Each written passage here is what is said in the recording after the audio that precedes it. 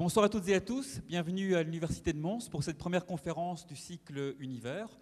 Alors on est vraiment très heureux parce qu'on reçoit un ami ce soir, c'est Emmanuel Jehin, que les fidèles le connaissent, vu que tu n'es pas à ta première conférence chez nous. Alors en fait, il faut savoir que Emmanuel est astrophysicien, il est maître de conférence au FNRS, il travaille à l'Institut d'astrophysique de Liège. Alors il a passé 7 ans de sa vie à piloter l'un des plus grands télescopes du monde, donc il a piloté un des 4 VLT au Chili. Il est déjà venu nous raconter toutes ses péripéties chiliennes. Ensuite, il faut savoir que Emmanuel est l'un des rares astronomes qui est à la fois professionnel et amateur, dans le sens noble du terme, ce qui fait que le fait de vivre dans les deux mondes, ça lui a donné pas mal d'idées, et qu'un jour, il a eu l'idée de développer un télescope assez génial, avec des moyens assez relatifs. Il s'appelle TRAPPIST, ce télescope. Il est venu nous en parler il y a quelques années.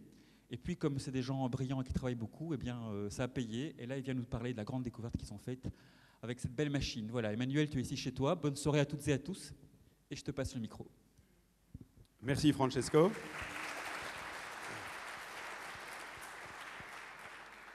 Ah oui, ça fait quelques années que je ne suis plus venu, en fait, le temps passe vite. Mais ce soir, je suis extrêmement heureux d'être là avec vous pour vous raconter une histoire assez extraordinaire, celle de la découverte avec notre équipe de l'Université de Liège, d'un système planétaire tout à fait extraordinaire qui s'appelle TRAPPIST-1, dont vous avez probablement déjà entendu parler, et qui va être aussi l'occasion pour moi de faire un petit rappel d'où on en est dans cette recherche d'exoplanètes. Et j'ai orienté la discussion aussi par rapport finalement à la recherche de vie dans l'univers.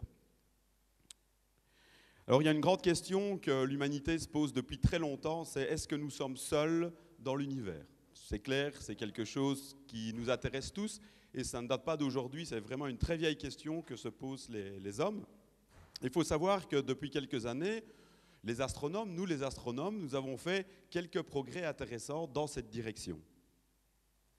Alors rappelons évidemment que nous vivons sur la planète Terre, une des 8 planètes de notre système solaire. Alors vous connaissez bien le système solaire, 4 planètes telluriques, rocheuses, dont fait partie la Terre, et 4 planètes beaucoup plus grosses, gazeuses, géantes gazeuses et plus lointaines dans le système solaire. Alors on peut se demander qu'a de particulier notre planète la Terre, la planète bleue comme on l'appelle. Alors tout d'abord, c'est probablement la plus belle planète du système solaire. C'est, je pense, probablement une des plus belles planètes tout court. C'est notre planète. Et je ne manque jamais l'occasion de rappeler que notre planète, il faut essayer de la protéger. Elle est très fragile, en fait. La biosphère est très fragile. Et que l'être humain a une influence énorme sur notre planète. Alors la planète Terre, c'est la planète bleue. Et ça, on l'apprend déjà à l'école primaire. Pourquoi c'est la planète bleue? C'est parce que 75% de sa surface est recouverte d'océans d'eau liquide qui font la grande particularité justement de notre planète, avec en plus sa biosphère extraordinaire, des millions d'espèces animales, végétales et bien sûr nous, les êtres humains, l'espèce la plus intelligente sur Terre, semble-t-il, paraît-il. En tous les cas, une espèce qui fait qu'aujourd'hui on est là pour se poser cette question, sommes-nous seuls dans l'univers? Aussi pour essayer d'y répondre, en tous les cas, notamment les astronomes parmi de nombreux scientifiques. Alors la question qu'on peut se poser, c'est qu'est-ce qu'il faut pour qu'une planète soit habitable? Ça, c'est un peu mon point de vue d'une planète habitable. Je pense qu'un beau ciel bleu, un océan, du sable, du soleil et de l'eau.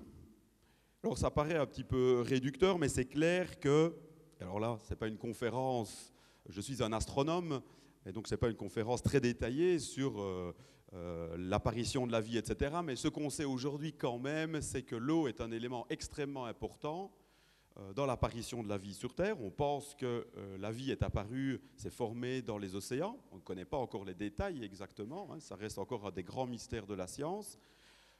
Ce qu'on sait également, c'est que la majorité des êtres vivants sont constitués d'une quantité importante d'eau. Nous, les êtres humains, nous en sommes formés de 70%.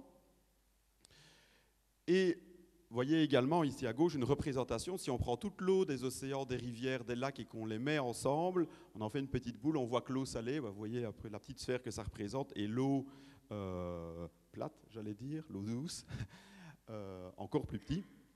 Donc l'eau est une denrée apparemment rare, oui, elle est rare, l'eau liquide, elle est très rare dans l'univers, l'eau liquide peut-être, mais l'eau, la molécule d'eau, H2O, est très abondante dans l'univers. C'est une des molécules les plus simples, formée de 2 atomes d'hydrogène et d'un atome d'oxygène, qui sont des éléments extrêmement abondants dans l'univers. Et la molécule d'eau est une des molécules les plus abondantes dans l'univers.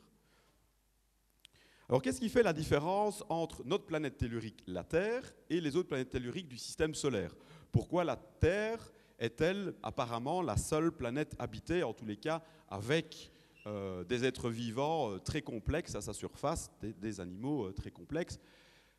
Alors voilà, les 4 planètes telluriques, vous les connaissez, Mercure, Vénus, la Terre, elles sont toutes les 4 très différentes, sont pourtant des planètes rocheuses. Vénus a également une atmosphère, mais très différente de la Terre. Mars a une atmosphère très ténue. Mars a de l'eau gelée, notamment au niveau des pôles, mais pas d'eau liquide. Mercure ressemble plutôt à la Lune et est complètement brûlé par le Soleil. Alors de façon très simple, les astronomes ont défini un concept qu'on appelle la zone habitable. Pour nous, astronomes, quelque chose qu'on imagine être très important pour pouvoir voir l'apparition de la vie telle qu'on la connaît sur notre planète, en tous les cas, c'est donc la présence de l'eau. Et pour avoir la présence de l'eau autour d'une étoile, il faut être ni trop proche de l'étoile, parce que sinon il fait trop chaud et l'eau s'évapore et il n'y a plus d'eau à la surface comme sur Mercure et sur Vénus, qui est un véritable four, un véritable enfer. Hein. Vénus, son atmosphère fait un effet de serre énorme, il y a plus de 500 degrés à peu près à la surface de Vénus. Mercure est également complètement évidemment brûlé par le Soleil. Terre, la Terre, vous le savez, elle contient de l'eau à la surface, elle présente de l'eau à sa surface, et Mars pas d'eau à la surface. Donc on sent bien que si on est trop loin du Soleil, par contre, il va faire froid et l'eau va être gelée. On trouve plein d'eau dans notre système solaire, les anneaux de Saturne, les lunes de Jupiter, mais c'est de l'eau gelée, donc à basse température, loin du Soleil. Donc, nous les astronomes, on a défini un concept qui s'appelle la zone habitable, qui est cette région autour d'une étoile, ici en l'occurrence notre Soleil, où, d'après nos calculs, on pourrait avoir de l'eau liquide à la surface d'une planète, qui présenterait notamment une atmosphère. Il faut bien sûr avoir une atmosphère pour pouvoir avoir de l'eau liquide en surface. Alors vous voyez que Vénus est au tout début, vraiment en fait, juste en dehors de cette zone habitable. Comme je l'ai dit, Vénus est extrêmement chaude, sans eau, et notamment à cause de l'effet de serre très important à sa surface, dû à sa grosse atmosphère. La Terre est en plein milieu de la zone habitable, et elle est habitée en plus, ce qui est très bien pour nous. Et Mars est également dans la zone habitable. Par contre, Mars n'a pas d'eau liquide, et a priori, il n'y a pas de vie très développée à sa surface. Et a priori, jusqu'à présent, on n'a jamais montré qu'il y avait de la vie sur Mars. Il y en a encore qui cherchent les Martiens, il y en a certains qui les ont vus même, il paraît. Mais tout ça, ça reste un petit peu, évidemment, très débattu. Alors pourquoi Mars? N'y a-t-il pas de la vie à la surface de Mars? Où sont les Martiens? Ça, c'est très important. La zone habitable ne veut pas dire que la planète est habitée. Si une planète est dans la zone habitable, par exemple Mars, elle n'est pas nécessairement habitée. Le problème de la planète Mars, c'est qu'en fait, elle est un peu trop petite. À cause de sa taille un peu trop petite, de sa gravité un peu trop faible, elle n'a pas réussi à garder une atmosphère suffisamment dense, épaisse, pour pouvoir protéger finalement son eau à la surface. Et l'eau s'est évaporée progressivement de la planète Mars. Il semblerait, d'après les dernières études, que Mars aurait pu avoir un océan liquide pendant environ 400 millions d'années. Et peut-être qu'un jour, les rovers sur Mars ou les missions spatiales sur Mars découvriront qu'il y a eu de la vie dans le passé qui est apparue dans les océans martiens. Aujourd'hui, en tous les cas, Mars paraît bien vide de vie. Et en fait, c'est le cas partout dans notre système solaire. On a bien peu d'espoir aujourd'hui de trouver une vie évoluée quelque part dans notre système solaire. On a peut-être encore des espoirs de trouver des bactéries ou des traces de vie primitives, on va dire, très simples, peut-être sur les lunes de Jupiter, et notamment la lune Europa, qui est une sorte de grosse boule de glace, qui aurait aujourd'hui, d'après certains modèles d'astronomes, qui aurait un océan liquide sous sa surface. Et donc là, on pourrait rêver même de vie dans une sorte d'océan liquide sous la croûte de la lune Europa. C'est pris très au sérieux, notamment par les astronomes de la NASA, qui préparent une mission qui est déjà budgétisée pour aller sur Europa, aux alentours de 2030, je pense, pour aller explorer cette lune de Jupiter. Donc, notre système solaire, pas grande chance de trouver la vie. Donc maintenant, nous les astronomes, évidemment, on va se tourner vers les étoiles. Et là, c'est la bonne nouvelle, c'est que des étoiles, il y en a beaucoup, il y en a énormément.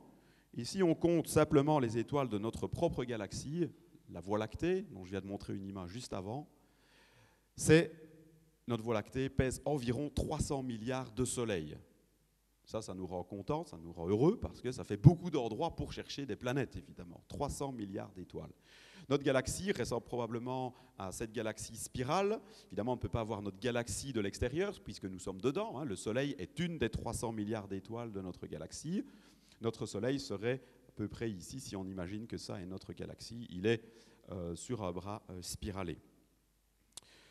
Donc, c'est là qu'on en vient à ces fameuses exoplanètes ou planètes extrasolaires, comme on les appelait auparavant. Ce sont des planètes qui tournent autour d'autres étoiles que notre Soleil. Donc, comme je l'ai rappelé au début, notre Soleil a 8 planètes. Jusqu'en 2006, il y en avait 9, officiellement, avec la planète Pluton, qui a été déclassée en 2006 par l'Union astronomique internationale en planète naine.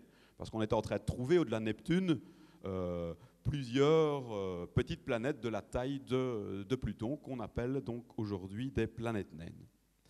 Alors, donc, les exoplanètes, ce sont des planètes qui tournent autour d'autres étoiles. La première exoplanète a été découverte en 1995 par un team d'astronomes suisses, Michel Mayor et Didier Queloz, qui ont découvert autour d'une étoile de type solaire, dans la constellation Pégase, qui s'appelle 51 Pégase, cette étoile, ont découvert une planète un peu plus grosse que Jupiter, mais par contre beaucoup plus chaude que Jupiter et tournant autour de son étoile en seulement 4 jours. Donc très différent de tout ce qu'on connaissait jusqu'à présent, puisque vous savez que notre Jupiter, il est plutôt froid, loin du Soleil, et qu'il met 10 ans pour faire le tour du Soleil.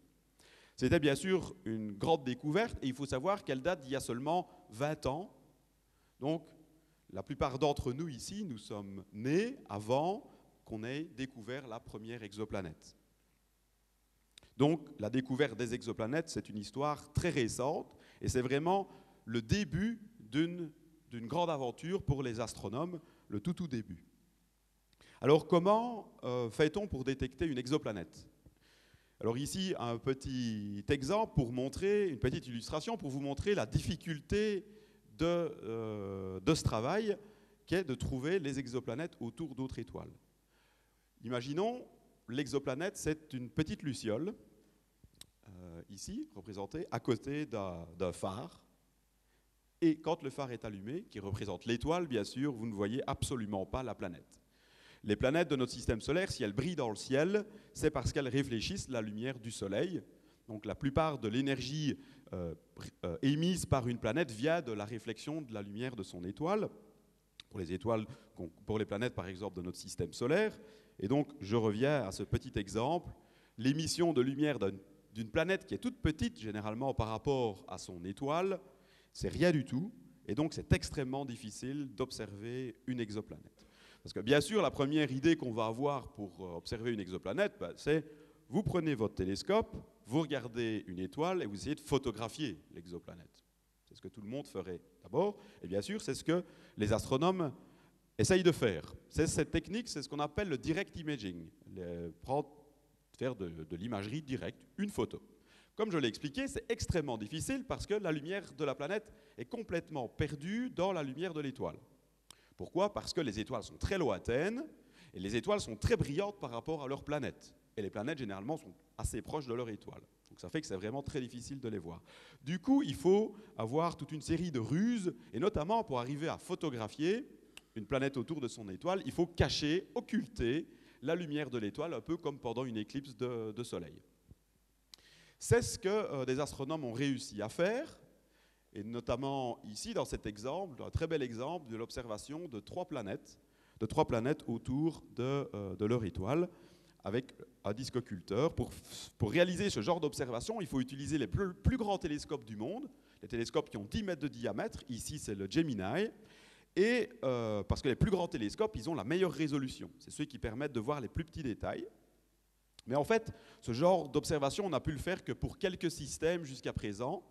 Ces planètes sont en fait très lointaines de leur étoile, et ce sont des planètes jeunes qui sont en train de se former, qui n'ont que quelques millions d'années et qui sont extrêmement chaudes et qui émettent pas mal de lumière elles-mêmes. Donc ce sont des planètes fortement différentes de ce qu'on connaît dans notre système solaire et très différentes notamment de la planète Terre. Mais c'est évidemment très intéressant de découvrir ces exoplanètes par imagerie directe et peut-être qu'un jour, en raffinant évidemment les techniques, en ayant des télescopes encore plus gros, en arrivant à bloquer la lumière de l'étoile encore plus proche de l'étoile, on arrivera à également faire des images de planètes de type terrestre, notamment autour surtout des étoiles les plus proches du système solaire.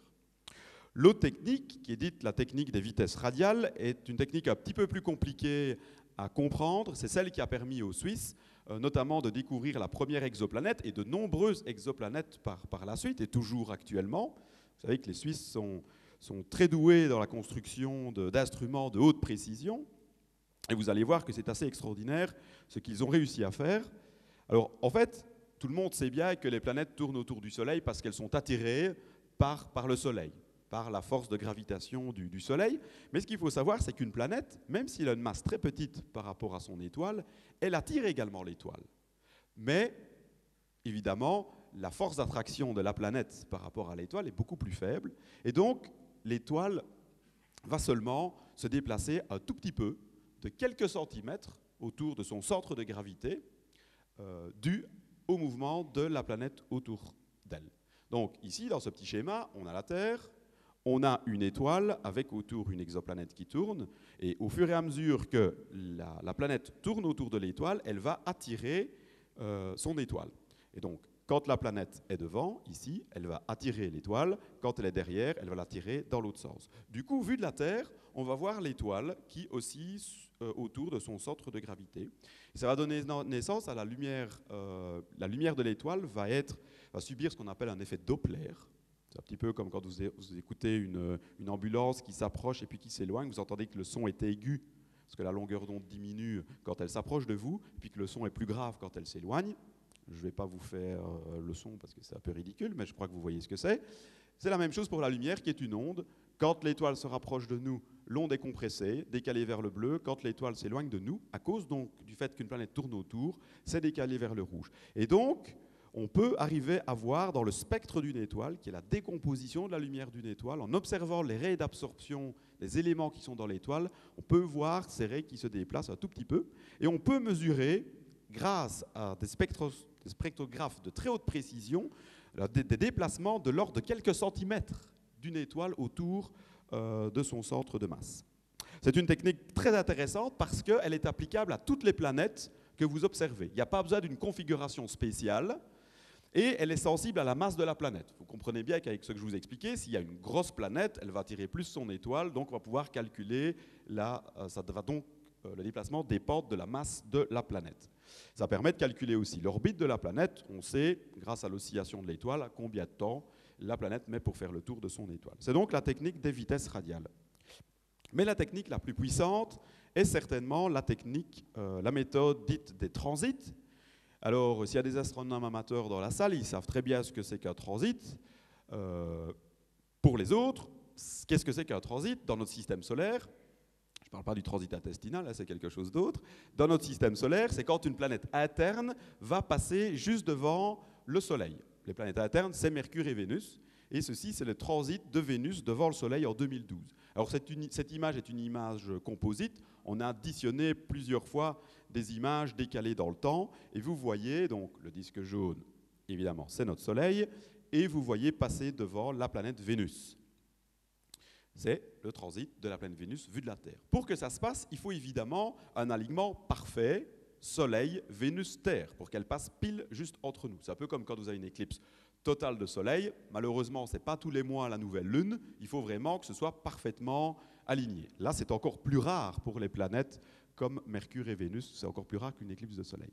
Mais bref, ce qui est important, c'est quand vous voyez ça, vous vous dites, si une planète passe devant son étoile, elle va bloquer un petit peu la lumière de l'étoile. C'est ce qu'on voit ici. Vous voyez qu'à un moment donné, le petit disque de Vénus, qui n'est pas transparente, évidemment Vénus, c'est une planète rocheuse, même les planètes gazeuses ne sont pas transparentes, va bloquer la lumière de l'étoile. Et va donc faire que la luminosité de l'étoile va diminuer si une planète passe devant. Donc, qu'est-ce qu'on fait, notamment à Liège avec notre télescope TRAPPIST? Et donc, en fait, le leader, le PI de l'équipe Exoplanète à Liège sur TRAPPIST, c'est Michael Gillon, que vous connaissez aussi, je pense. C'est le spécialiste exoplanète. Moi, je fais plus de la recherche sur les comètes, mais nous sommes dans une équipe ensemble à étudier, évidemment, avec TRAPPIST aussi les exoplanètes. Et donc, qu'est-ce qu'on fait avec TRAPPIST pour observer et détecter et chercher les exoplanètes? On utilise cette technique des transits. On surveille des étoiles et on attend que la luminosité baisse due au passage d'une planète devant. Alors si c'est une planète, la baisse de luminosité va se reproduire parce qu'à un moment, la planète va repasser devant son étoile. Alors, on réalise ce qu'on appelle des courbes de lumière. C'est un terme un petit peu scientifique. Qu'est-ce que ça signifie? Avec le télescope, on va observer l'étoile. On va mesurer son flux. Et typiquement, on prend des images qui durent 1 minute. On va mesurer le flux de l'étoile. Et vous voyez, tous les petits points noirs représentent le flux de l'étoile. Et puis, à un moment, si on a de la chance, la luminosité de l'étoile va baisser parce qu'une planète est en train de passer devant. Vous avez bien compris que la planète va occulter, cacher une petite partie de l'étoile, une toute petite partie de l'étoile, et faire plonger la luminosité de l'étoile. Puis quand la planète va ressortir, la luminosité de l'étoile va revenir à son état normal. Alors c'est une technique extrêmement intéressante parce que qu'est-ce qu'elle nous permet de mesurer? Et on le voit bien avec ce dessin, elle nous permet d'avoir directement la taille de la planète, si on connaît la taille de l'étoile. Qu'on peut avoir via des modèles quand on connaît le type d'étoile dont il s'agit. C'est si c'est une étoile de type solaire, ou une étoile beaucoup plus chaude, plus grosse, ou une toute petite étoile, etc. Mais vous voyez bien que si la planète est plus petite, elle va cacher moins son étoile. Donc la baisse de luminosité sera moins forte. Si la planète est plus grosse, elle va cacher une plus grosse partie de son étoile et la baisse de luminosité va être plus importante.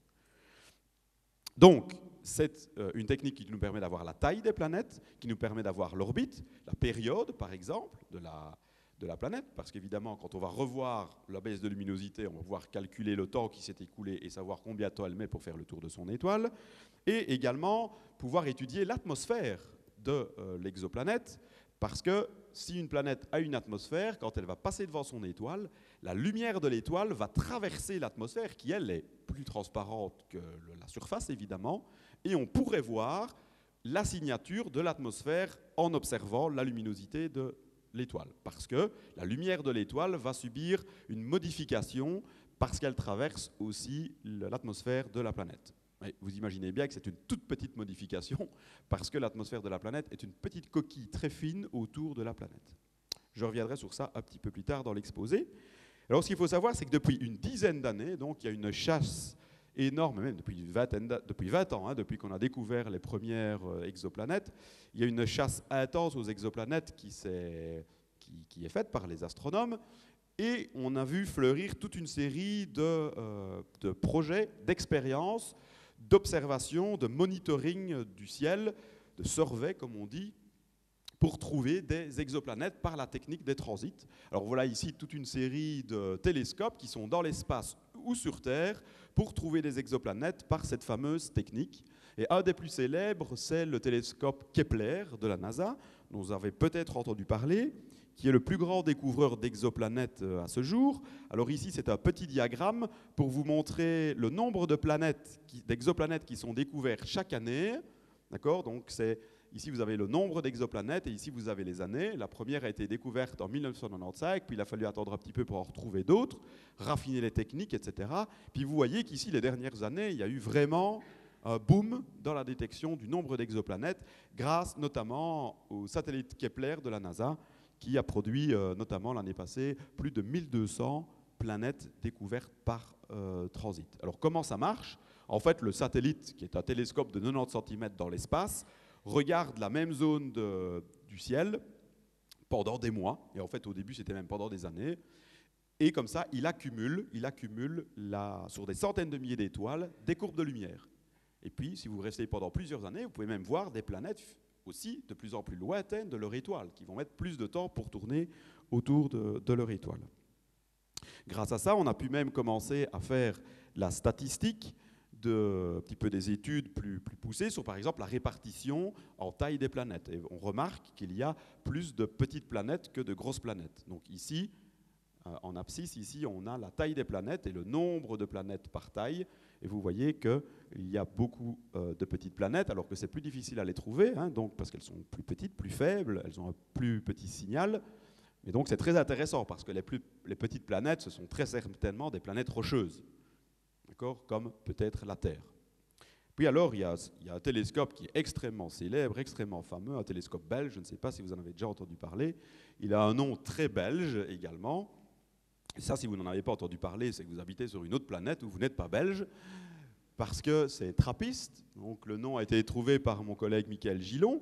Et en fait, c'est un télescope, par rapport à ce que disait donc, Francesco au début, ce n'est pas uniquement moi qui ai pensé au télescope, c'est un projet avec mon collègue Michael Gillon.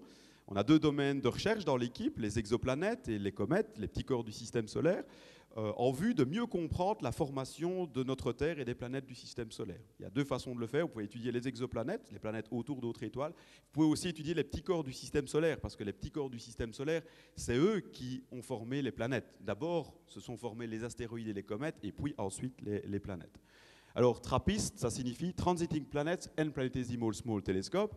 Alors, si vous n'êtes pas super fort en anglais, ça veut dire petit télescope pour observer les planètes en transit, maintenant vous savez ce que c'est, et les planétésimales. Planétésimales, c'est les petits corps du système solaire, astéroïdes et comètes. Et bon, si on a choisi ce nom-là, c'est aussi parce qu'avec Michael, on est plutôt fan des bières trappistes.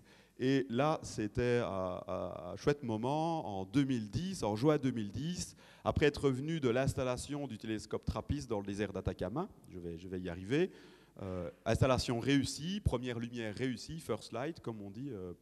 C'est un petit peu comme quand, vous savez, on casse la bouteille de champagne sur le bateau et que ça marche. TRAPPIST est un télescope robotique. Et donc, on a réussi à trouver quelques bières trappistes à Santiago du Chili, dans un bar au milieu de la ville. Je ne vous dis pas le prix de la petite bouteille de Chimay parce que c'était juste... Mais bon, ça nous a bien fait plaisir tout de même.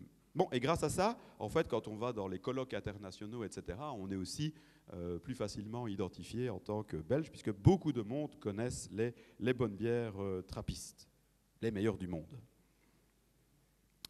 Alors, TRAPPIST se situe dans un endroit extraordinaire, dans une région fantastique, le désert d'Atacama au Chili, qui est l'Eldorado pour les astronomes. Voilà, c'est 300 nuits dégagées par an, 300, pas 30 comme en Belgique, mais 300. Donc c'est bien pour les astronomes, il fait beau tout le temps. La qualité du ciel est de plus extraordinaire. On est dans le désert d'Atacama, dans une zone totalement privilégiée, entre la cordillère des Andes, qui bloque les nuages qui viennent d'Argentine, Bolivie, Pérou, et l'océan Pacifique, le courant d'eau froide notamment, qui longe l'océan Pacifique, qui empêche les nuages d'aller plus loin.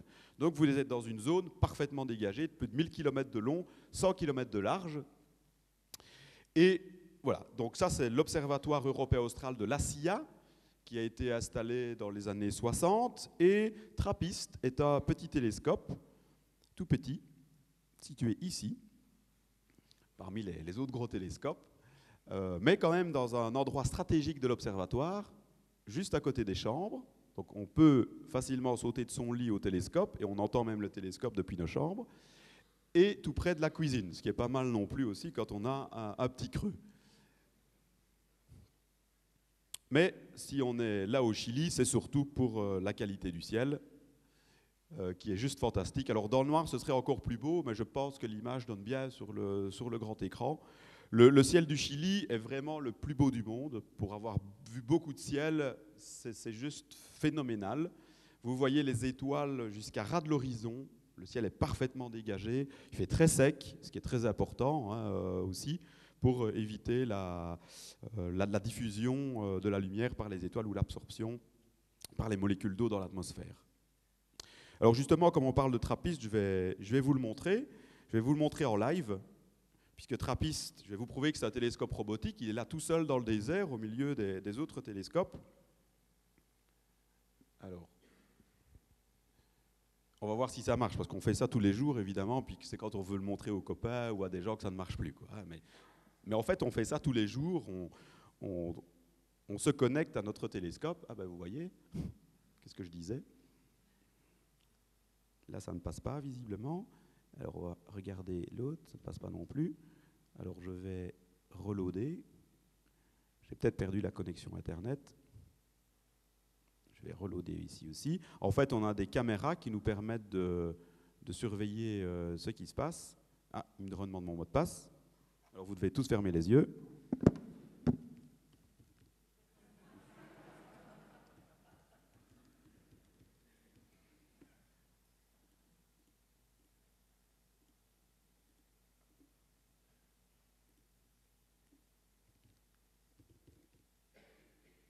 Celui-là, il n'est pas difficile. Hein.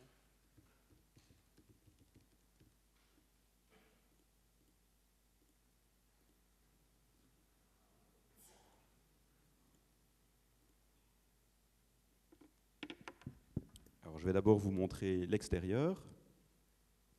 En direct, hein, là, à 13 000 km de distance. Alors, vous voyez qu'il y a beaucoup de vent. Regardez les fleurs à l'avant-plan.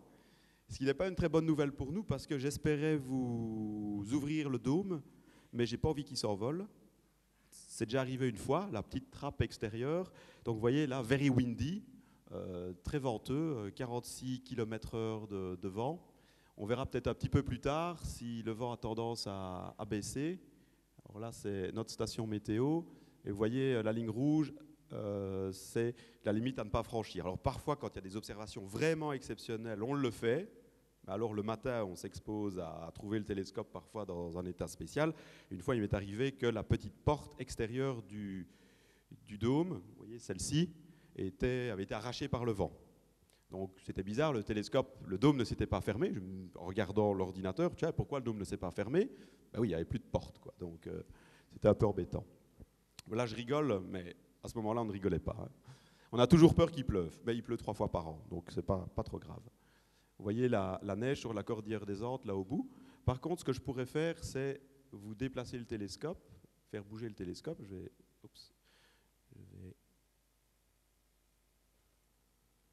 Voilà. Ici, on est dans le dôme. Je vais d'abord mettre la lumière pour que vous le voyez. Donc, on a des webcams avec des lampes infrarouges. Je vais mettre le son. Alors, c'est pas très glamour, mais c'est le souffle de trappiste. Et on utilise beaucoup le son quand on l'utilise à distance parce qu'on sait diagnostiquer s'il va bien. Quasi plus que les images. Alors là, je vais essayer de le connecter, mais je vais devoir... Ça va prendre quelques secondes. Comme TRAPPIST est un télescope robotique, il y a plein de choses qu'il ne nous laisse pas faire. Il sait que nous, les astronomes, on est un peu fous parfois et qu'on essaye d'observer quand on ne devrait pas. Donc là, je vais lui faire croire qu'on peut observer avec un vent beaucoup plus fort.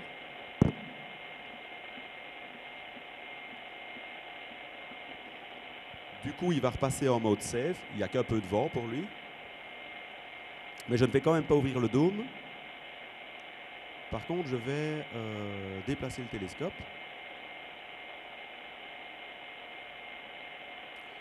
Là, j'ouvre le programme qui permet de se connecter au télescope. Donc, TRAPPIST, c'est un télescope robotique. Il n'y a pas d'être humain sur place qui fait fonctionner TRAPPIST. On fait tout à distance avec une tablette, un téléphone, mais le plus souvent notre ordinateur. Comme ça, là, on se connecte et puis on prépare une série de plans d'observation pour la nuit.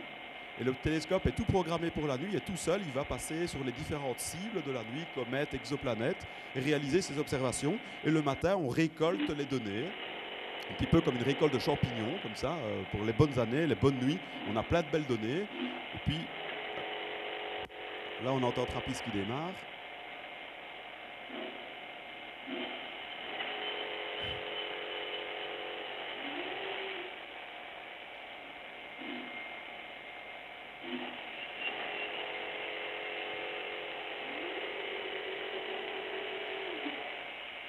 Voilà. Donc vous avez entendu, il y a un compresseur en fait à l'intérieur. Donc un télescope, vous savez comment ça fonctionne. Hein. Il y a un miroir principal ici qui récolte de la lumière, qui le renvoie sur un miroir secondaire, qui renvoie la lumière dans un trou dans le primaire. Et ici derrière, on a une sorte d'appareil photo numérique qu'on appelle une caméra CCD, très sensible. C'est notre instrument. Or maintenant, je vais le déplacer et je vais essayer de vite aller vous montrer l'image parce qu'il va très vite, TRAPPIST.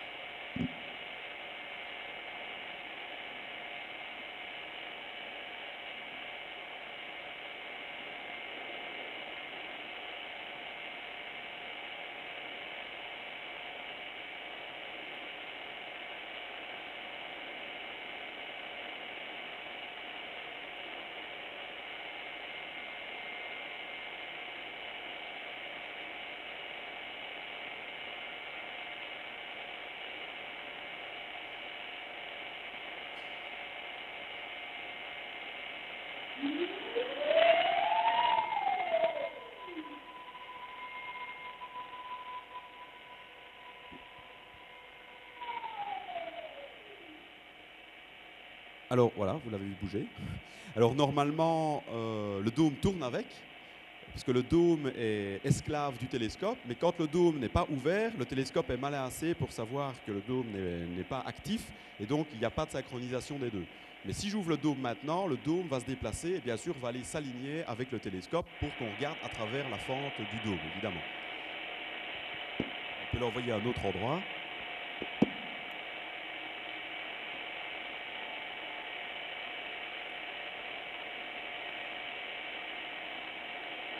Alors nous, les astronomes, nos jouets, c'est bien sûr les télescopes. Hein, donc on adore jouer avec nos télescopes. Il faut juste faire attention de ne pas les casser.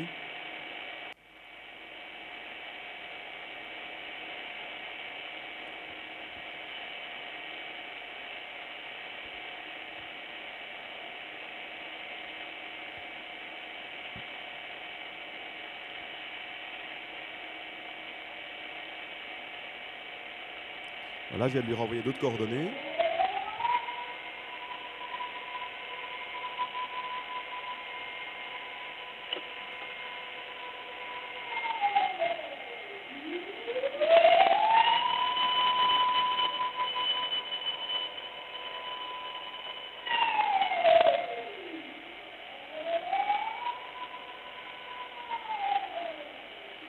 Ça, vous avez une vue ici sur l'arrière du télescope qui est l'appareil photonumérique à la caméra CCD refroidie à moins 50 degrés et qui capte les images. Voilà, on va le laisser tranquille maintenant. Si tout à l'heure le vent diminue, j'ouvrirai le dôme, comme ça vous pourrez voir le beau ciel bleu du Chili. On va couper la lumière. Donc c'est 13 000 km de distance et on le pilote comme si c'était une imprimante. Pour nous, il est vu au travers du réseau informatique de l'Université de Liège. Il y a toujours beaucoup de vent.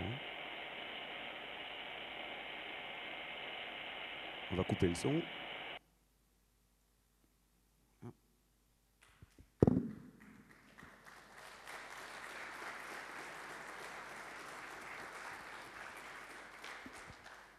Merci, il a été très gentil. Le télescope, hein. Il n'a pas fait de plantage parce que souvent, c'est vrai, quand on essaye de passer au-dessus des sécurités et qu'on essaye manuellement de le bouger, il n'aime pas trop parce que tout est programmé et on a vite fait de faire une petite erreur. Alors, suite au succès de TRAPPIST, en fait, parce qu'il y a eu beaucoup de très belles observations depuis 6 ans, TRAPPIST a été installé en 2010, l'Université de Liège a financé un deuxième télescope TRAPPIST, cette fois-ci dans l'hémisphère nord. Il est dans l'Atlas marocain, j'aurai la chance d'y aller la semaine prochaine, c'est le festival d'astronomie à Marrakech, et j'irai donner une conférence et en plus aller à l'observatoire le soir, samedi prochain, lors de la nuit de l'obscurité, pour également sensibiliser les gens aux problèmes de la pollution lumineuse, parce que Lukheimden est une station de ski, en fait, la seule station de ski du Maroc, et il y a tendance à y avoir un petit peu de lumière parasite, donc voilà, on est à 2700 mètres d'altitude là-bas. Mais revenons-en à notre histoire de la planète, du système planétaire trappistoine. J'y arrive. Tout ça a été possible grâce à une idée géniale de Michael Gillon, donc mon collègue de l'Université de Liège, qui s'est dit, plutôt que de chercher des exoplanètes autour d'étoiles notamment comme le Soleil, et de trouver une Terre exactement comme la Terre, une étoile exactement comme le Soleil, ce serait plus intéressant de regarder autour de petites étoiles naines rouges, ultra froides, comme on les appelle. Plus intéressant, je vais essayer de vous convaincre. Pourquoi? Je ne peux pas dire plus intéressant, mais plus aussi très pratique, très utile pour trouver des exoplanètes et plus facile de trouver des exoplanètes de type terrestre, proches de nous, qu'on va pouvoir analyser, notamment pour trouver leur atmosphère. Alors ici, c'est une représentation du Soleil avec la Terre qui est devant. Est-ce que vous voyez la planète Terre? Ici. Le petit point au milieu du Soleil. Devant le disque du Soleil, on peut mettre 110 fois la Terre à la queue leu-leu. Donc c'est très grand le Soleil et la Terre est petite par rapport. Par contre, les plus petites étoiles de la galaxie, qu'on appelle les naines rouges ultra froides, sont 10 fois plus petites que le Soleil. Donc si vous mettez la Terre devant, relativement, elle va cacher plus de surface.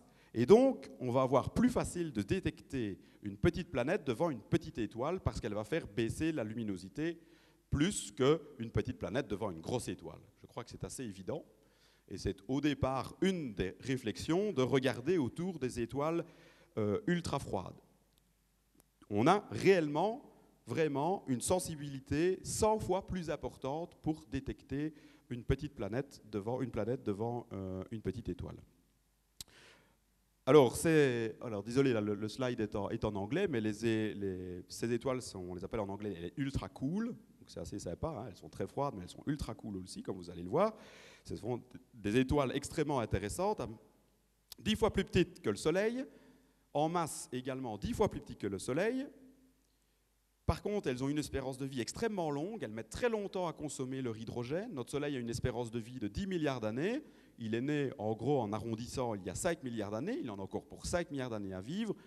La planète, les naines ultra froides, elles ont une espérance de vie de 1000 milliards d'années.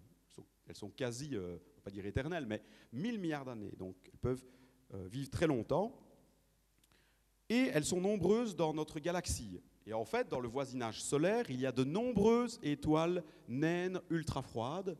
Donc c'est très intéressant, évidemment, puisqu'il y en a relativement plus dans le voisinage du Soleil que des étoiles de type solaire. Et aussi, ce qui était très intéressant, mais complètement risqué, ça c'était le pari un peu fou de Michael, c'est que jusqu'à la découverte TRAPPIST-1, personne ne s'intéressait à trouver des planètes autour de ce type d'étoiles très différentes du Soleil. Hein, rappelez-vous, 10 fois plus petite, 10 fois moins massif, beaucoup plus froide. Ça fait toujours rigoler les gens quand on dit ça, parce que c'est 2500 degrés, mais le Soleil, c'est 6000 degrés. Et les étoiles les plus chaudes, parmi les plus chaudes, comme par exemple Sirius, c'est vite 25 000 degrés. Et donc, personne n'avait vraiment regardé, et on ne savait pas s'il y avait des planètes autour de ce type d'étoiles. Mais autre chose aussi extrêmement intéressante, c'est cette fameuse zone habitable. Autour du Soleil, la zone habitable, c'est typiquement 1 an. D'accord, si on regarde au niveau de la période d'une planète qui serait dans la zone habitable, la Terre. Par contre, autour d'une naine ultra froide, c'est seulement environ 10 jours.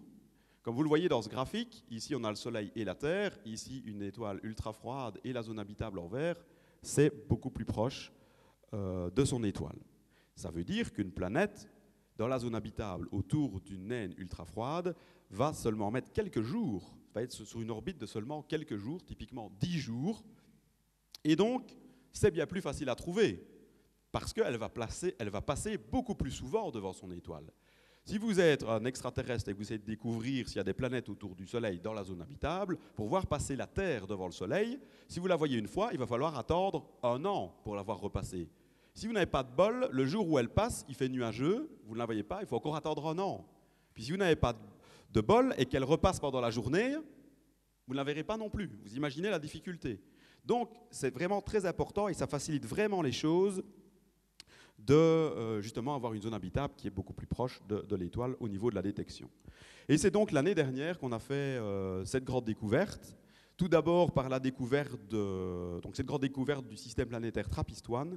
Il y a d'abord eu un premier article dans la revue Nature en mai 2016. Nous avions publié là la découverte de 3 planètes dans le système TRAPPIST-1, B, C et D. C'est comme ça qu'on nomme les planètes.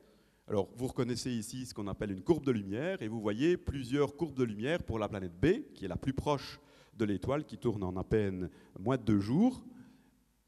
Et il y a eu des confirmations avec d'autres télescopes, parce qu'après, au tout début, on se disait ouais, c'est peut-être un problème avec notre télescope, etc. On ne pouvait pas y croire.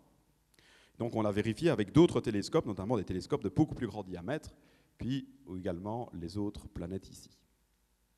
Alors, TRAPPIST-1, cette étoile, aussi ce qui était très, très intéressant, ultra cool star, a seulement 39 années-lumière, c'est une des étoiles les plus proches du système solaire. Je vous rappelle qu'il y a 300 milliards d'étoiles dans notre galaxie. TRAPPIST-1 est environ la 300e, plus proche du Soleil, à seulement 39 années-lumière. Elle représente seulement 8% de la masse du Soleil, représente seulement 12% de la taille du Soleil. Et vous voyez, en fait, en taille, elle est plutôt équivalente à la planète Jupiter. Elle a quasi la taille de Jupiter. Par contre, elle est beaucoup plus lourde que Jupiter. Elle pèse 80 Jupiter. C'est une étoile, ce n'est pas une planète. C'est-à-dire qu'il y a au centre, dans le cœur de TRAPPIST-1, de l'étoile TRAPPIST-1, il y a des réactions nucléaires de fusion de l'hydrogène.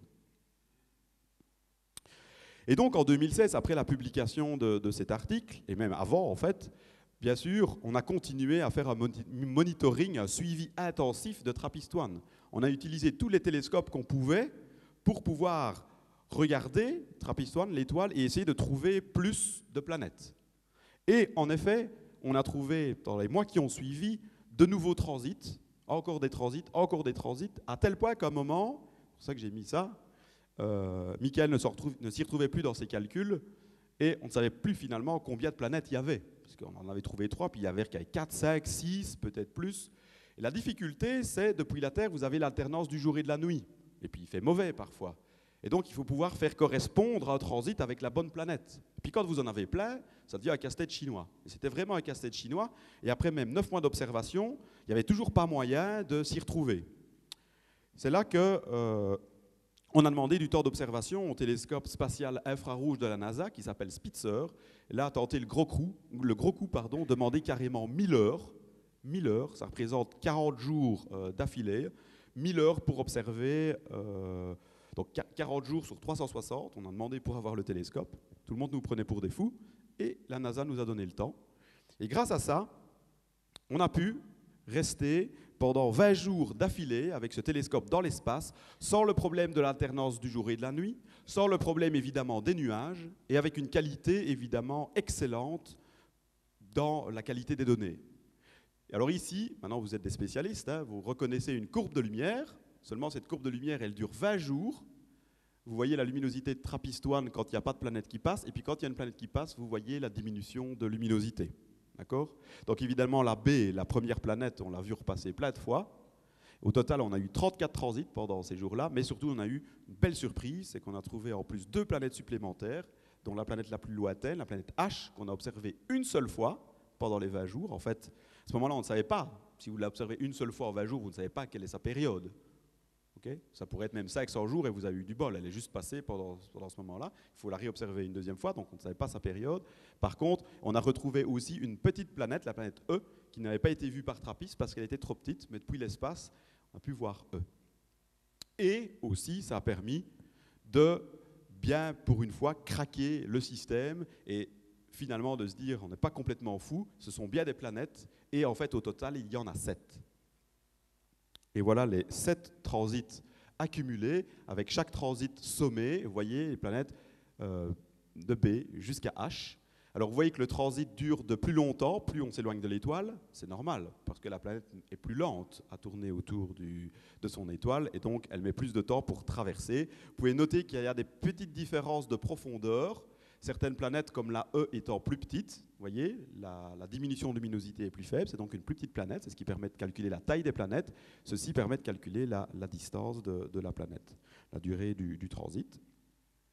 Puis on a eu une autre chose extrêmement intéressante, c'est que le fameux satellite Kepler de la NASA, du mois d'octobre pendant 3 mois, était par chance sur le champ qu'il observait dans le ciel, était justement celui où il y avait l'étoile TRAPPIST-1. Ça, on le savait déjà plusieurs mois avant qu'il allait être sur ce champ-là, et on a pu avoir les données, et ça a permis d'observer, alors là, tout plein de transits pendant 3 mois, avec une moins bonne précision qu'avec Spitzer, parce que notre étoile TRAPPIST-1 est plus brillante dans l'infrarouge que dans le visible, donc c'était assez difficile pour Kepler, hein, le fameux satellite de la NASA, mais ça a permis de réobserver, par exemple, 4 des transits de la planète H, et donc de pouvoir calculer sa période, qui est de 18,5 jours. Alors, assez de courbes de lumière, passons-en maintenant à des belles images faites par la NASA pour illustrer nos planètes. Et pour vous montrer comme ce système est tout à fait extraordinaire, le système TRAPPIST-1, 7 planètes qu'on dit terrestres, c'est-à-dire elles ont la taille de la Terre à peu près, un petit peu plus petite, un petit peu plus grande, elles ont à peu près la masse de la Terre, tout petit peu plus légère, on est en train de confirmer ça, donc une densité un petit peu plus faible, et c'est là que ça s'arrête la comparaison avec la planète Terre. Parce qu'en fait, et notre système solaire, parce que l'étoile est extrêmement différente, ce n'est pas une étoile comme le Soleil, c'est une étoile beaucoup plus petite, beaucoup plus froide, beaucoup moins lumineuse, et les planètes sont beaucoup plus proches de l'étoile. Alors regardez ici, en fait, c'est un peu comme une poupée russe, là, vous voyez, tout le système TRAPPIST-1 est à l'intérieur de l'orbite de Mercure. Vous voyez ici, tout le système, si on le mettait dans notre système solaire, entrerait facilement à l'intérieur de l'orbite de Mercure.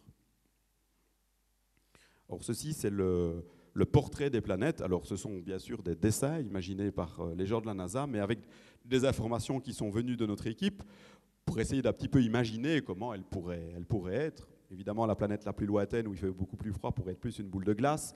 La planète la plus proche de son étoile, très chaud, échaudée, vraiment fortement chauffée par l'étoile, avec probablement des forces de marée importantes qui font qu'il y a probablement des volcans sur cette planète. Tout ça est hypothétique.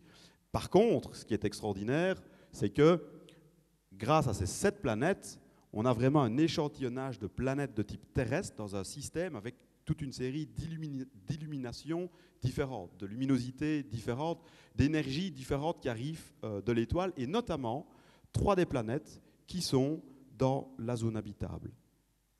Ça, c'est très important. En fait, le système TRAPPIST-1 est exceptionnel parce qu'on a découvert les planètes terrestres les plus proches de la Terre, et en plus, 3 d'entre elles sont dans la fameuse zone habitable. C'est E, F et G. Donc dans une zone où on pourrait trouver l'eau liquide à la surface de ces planètes. Alors là, je vous passe les chiffres, hein, mais vous pouvez trouver tous ces chiffres. Là, vous voyez que la planète la plus proche, elle met seulement 1,5 jours pour faire le tour de son étoile. C'est l'année sur TRAPPIST-1. Hein. Sur TRAPPIST-1b, l'année, c'est 1,5 jours. Nous, l'année, c'est 365 jours. Hein. Je veux dire 1,5 jours terrestres. Alors, ici, c'est une belle illustration aussi pour montrer la différence avec notre système solaire, et qu'en fait, le système TRAPPIST-1 est assez semblable finalement au système de Jupiter, et pour une autre raison aussi que je montrerai un petit peu plus tard. Voilà le système de Jupiter, avec donc Jupiter, la planète géante gazeuse de notre système solaire, avec Io, Europe, Ganymède et Callisto, ces 4 lunes, et vous voyez à la même échelle le système TRAPPIST-1, et vous voyez la taille de TRAPPIST-1 quasi la même que la taille de Jupiter, hein, et les différentes planètes. Et vous voyez donc vraiment que c'est pas très différent au niveau de la taille du système. Par contre, pour notre système solaire, pour trouver Mercure, il faudrait qu'il soit 6 fois plus loin. D'accord ? 6 fois plus loin que AH. Donc il faudrait une diapositive 6 fois plus grande. Alors comme je vous le disais, depuis les planètes TRAPPIST-1, le paysage serait aussi certainement très différent. De un, parce que le rayonnement de l'étoile est très différent du rayonnement du Soleil. On aurait un ciel orangé, un petit peu saumon. Une chose très intéressante aussi, bon, c'est des images d'artistes, hein, ça, on peut rêver évidemment, avec ici de l'eau à la surface d'une de ces planètes. On verrait, contrairement à dans notre système solaire, on voit les planètes comme des points brillants, comme des étoiles fort brillantes, mais sur les planètes TRAPPIST-1, on voit carrément le diamètre des autres planètes, un peu comme on voit le diamètre de la Lune. Je vais vous montrer une très belle illustration de la NASA par après. Aussi, une chose fort différente, c'est qu'on pense que ces planètes sont synchronisées avec l'étoile. Un petit peu comme la Lune qui nous montre toujours la même face, à cause des forces de marée. On pense que toutes les planètes du système TRAPPIST-1 sont en tidal lock, comme on dit en anglais, bloquées par les forces gravitationnelles de marée, qui fait que les planètes montrent toujours la même face à l'étoile. Donc on a probablement des planètes avec une partie plus chaude et une partie plus froide derrière, et une zone qui pourrait être très intéressante au niveau de la Twilight Zone pour les fans, hein, où on pourrait rêver notamment un développement de vie peut-être. C'est pour ça qu'on a représenté ici sur cette planète donc une partie glacée, une partie très chaude et peut-être une partie avec justement des températures plus tempérées. Alors voici une illustration assez géniale réalisée par le Planet Bureau de la NASA. Ce qu'il faut savoir qu'à la NASA au JPL, Jet Propulsion Laboratory, ils ont quelques personnes qui, pour faire de la com, en fait, sont une sorte d'agence de voyage pour faire la publicité, pour voyager les différentes planètes découvertes, notamment par le satellite Kepler, l'observatoire Kepler, et là, les planètes TRAPPIST. Alors, il faut dire, ce sont des scientifiques aussi qui font ça. Il faut savoir qu'ils sont basés sur nos calculs pour réaliser ce très beau poster, que vous pouvez d'ailleurs commander sur Internet, si vous voulez, pas sur le site TRAPPIST, mais on le trouve partout, l'image. Donc c'est TRAPPIST Planet Hopping. Donc hopping, c'est pour sauter d'une planète à l'autre. Ben oui, il y a 7 planètes dans le système planétaire TRAPPIST-1. Et là, on pense qu'une des planètes les plus intéressantes à aller visiter pour ces vacances, c'est la planète E. qui est donc dans la zone habitable. Et cette configuration des planètes que vous voyez est une configuration réelle qu'on pourrait réellement avoir, ce qu'on appelle des conjonctions, donc une conjonction multiple des différentes planètes, vue depuis TRAPPIST-1e. Vous voyez, avec un croissant rouge tourné vers l'étoile, qui est vers la droite. Vous pourrez même remarquer, pour ceux qui connaissent un petit peu le ciel, la constellation d'Orion, vue telle qu'elle serait si on était sur TRAPPIST-1. Vous voyez, pas tellement différente que ce qu'on voit de la Terre. TRAPPIST-1 n'est pas si loin que ça de nous. Vous voyez, il y a d'autres étoiles ici connues. Il faudrait regarder quelles sont les autres constellations. Vous voyez une base, évidemment, et vous remarquez, on rêve évidemment que ces planètes soient habitées. Et notamment ici, on peut voir de la lumière. Alors on a même voulu mettre un petit symbole liégeois sur cette image. Alors je ne sais pas si vous le voyez, c'est un petit peu compliqué, surtout pour des Montois. Sans offense, hein, aucune. En fait, on leur a demandé de mettre la gare Calatrava, qui est là-bas, qui est le dôme que vous voyez là. Alors les vrais liégeois, eux, ils ont même vu le perron, qui est ici. On leur a dit, non, le perron liégeois est quand même un peu plus petit que ça, là, par rapport à la gare Calatrava. Donc voilà, ça c'était le petit clin d'œil sur cette image, comme ça vous savez tout. Alors le système TRAPPIST-1 est aussi assez fantastique parce qu'on s'est posé la question, mais est-ce que le système est stable? 7 planètes comme ça, très très proches les unes des autres, est-ce que c'est stable? Parce qu'elles interagissent toutes entre elles. Et en fait c'est stable parce que ces planètes ne sont pas réparties de façon n'importe comment sur leur orbite, autour de leur étoile. En fait, il y a véritablement une danse des planètes autour de TRAPPIST-1. Elles sont en ce qu'on appelle résonance. Par groupe de 3, elles sont très liées entre elles. Et en fait, la dernière, quand elle boucle 2 tours autour de son étoile, celle qui est juste avant, donc la G, boucle exactement 3 tours. Et celle avant boucle exactement 4 tours, 6 tours, 9 tours, 15 tours et 24 tours pour la première. C'est un véritable horlogerie mécanique extrêmement précise grâce aux influences gravitationnelles entre les différentes planètes. Ce qui fait qu'il y en a qui se sont même amusés, alors là si ça marche la connexion Internet, à faire une petite musique, la musique des planètes TRAPPIST-1. Alors où est-ce que j'ai ça moi? C'est ici. Hop. J'aurais pas dû quitter. Je vais...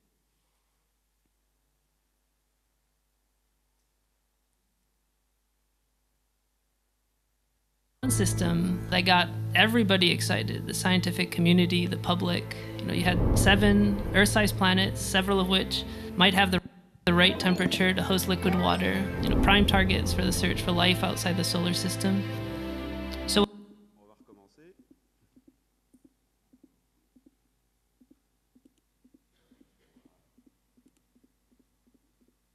scientific community, the public. You know, you had 7 Earth-sized planets, several of which might have the right temperature to host liquid water, you know, prime targets for the search for life outside the solar system.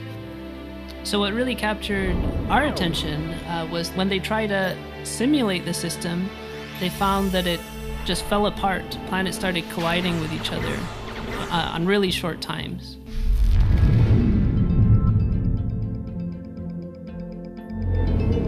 You know, and what are the chances that we would catch the system at this very special time right before destruction? It seems more likely that there's something more going on, something that's keeping the system stable. So the additional key piece of information here is actually when you look at how long each planet takes to go around the central star. Those orbital periods, they form an incredibly precise progression. For every 2 orbits of the outermost planet, the next one in does 3, the next one in after that does 4, then 6, 9, 15, 24. It's just like clockwork. We don't see that long a so-called resonant chain in any other planetary system that we know. When we tune that precisely, we can get these systems to survive for as long as we can possibly simulate them on a supercomputing cluster. So it really seems that it's this really remarkable orbital configuration that allows the system to survive long enough for us to see it today. But how am I going to communicate this with people? And then one day, Matt Russo, he knocked on my door and he said, "Can you help me out? Do you have any simulations of the TRAPPIST-1 system I could use?" And I said, well, I have thousands. How many do you want?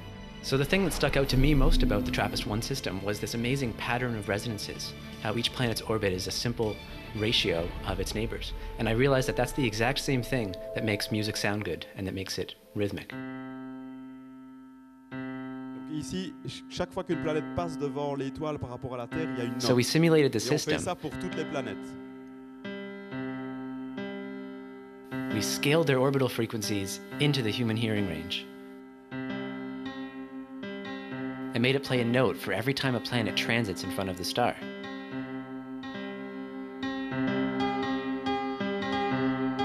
Il y a beaucoup de planètes. Donc ça, vous voyez un peu comment les planètes tournent. So this may sound like a remarkable coincidence, but it turns out that the system was tuned this way early on when it was evolving.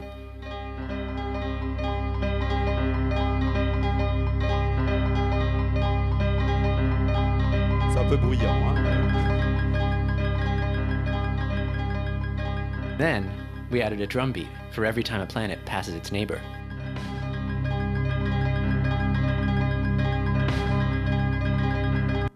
Donc ce sont des astronomes canadiens, eux spécialisés dans la dynamique des systèmes planétaires, qui ont regardé le système TRAPPIST-1 et qui ont montré, qui ont fait les calculs pour montrer que le système est stable grâce à ces interactions gravitationnelles entre les planètes qui sont très très proches l'une de l'autre et que c'est stable sur des dizaines de millions d'années.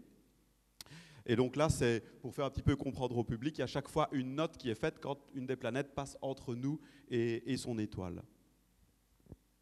Je vais revenir à la présentation.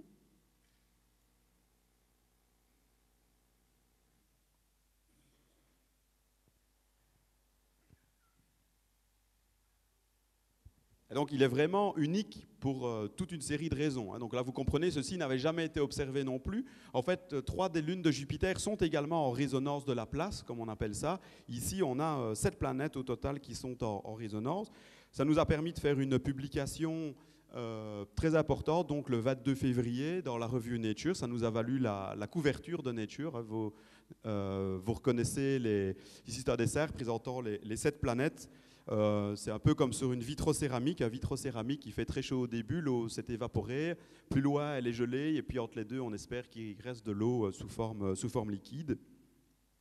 Ça nous a valu également une super expérience à Washington, au quartier général de la NASA, où le 22 février, donc, on a communiqué la découverte. Enfin, Michael était donc là-bas pour expliquer avec des chercheurs américains notamment la découverte. On a vraiment passé un super moment. La veille, c'était mon anniversaire, le 21 février, et on a réussi à trouver un bar à Washington, un bar belge pour boire quelques bières trappistes. Le seul problème, c'est qu'on ne pouvait prendre qu'une bière par table. On a dû appeler le chef, c'était pas possible, quoi. On lui a expliqué qu'on avait découvert 7 planètes de type terrestre, dont 3 dans la zone habitable. Le gars nous a regardé comme ça, évidemment. On est allé essayer d'aller expliquer notre découverte aussi au nouveau président. On n'a pas pu rentrer, comme vous pouvez vous en douter. On a passé une très très belle journée, on était bien détendus, c'était extrêmement agréable. On a répondu à énormément de journalistes et en live sur Facebook, il y avait 2 millions de personnes qui écoutaient la présentation. Les jours suivants, nos sites internet ont en effet reçu les visites de millions de personnes, au total plus de 50 millions de personnes sur 15 jours. Le matin, en se réveillant à l'hôtel, c'était aussi très agréable de voir qu'on faisait le titre des grands journaux américains, mais en fait que partout dans le monde entier, en 24 heures, la nouvelle s'était répandue. Et pendant des jours et des semaines après la découverte, on a eu des demandes d'interviews pour faire des articles sur cette grande découverte. Visiblement, le public a adoré cette histoire. Il y a eu une sorte d'onde positive qui a traversé tout le monde. On l'a vraiment senti parce qu'on a reçu, et surtout Michael, mais des centaines d'emails. Je crois que Michael en a eu plus d'1 millier d'emails. Il a mis, je sais, plus de 2 mois à essayer de répondre à la plupart des emails. Donc on a été extrêmement sollicités pour donner des conférences depuis. Hier, j'étais encore à Bruxelles pour donner aussi une conférence dans le cadre de Cocktail Science. Évidemment, on est très content de partager de cette découverte avec tout le monde, notamment avec les Belges, avec les astronomes amateurs, puisque c'est très bon pour la science, c'est très bon aussi finalement pour les jeunes qui sont intéressés. C'est aussi très bon pour simplement passer un bon moment. Ça a inspiré énormément de personnes.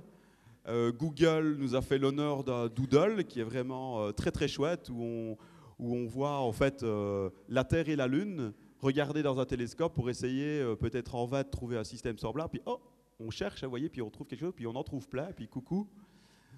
Donc on voit vraiment la première planète, on passe devant, on revient, et puis c'est vraiment très rigolo. Ça a eu un succès énorme. Ça a été vu, d'après la NASA, la nouvelle, par 3 milliards de personnes au total. Donc c'est dans un rapport de la NASA, c'est juste que finalement presque tout le monde est au courant. Alors ça c'est du belge. C'est du belge. Il y a eu de la politique aussi. Nous à Liège, à l'époque, il y avait quelques problèmes politiques relativement importants. Voilà, des bières à la place des planètes. Alors la chose assez incroyable, c'est qu'il y a 7 planètes trappistes, one, et que jusque récemment, il y avait 7 bières trappistes, les 6 belges et une hollandaise. Puis depuis quelques temps, on a rajouté quelques autres trappistes qui ne valent pas les nôtres, hein, rassurez-vous. Voilà, un petit peu toutes sortes de choses. Le web en est plein.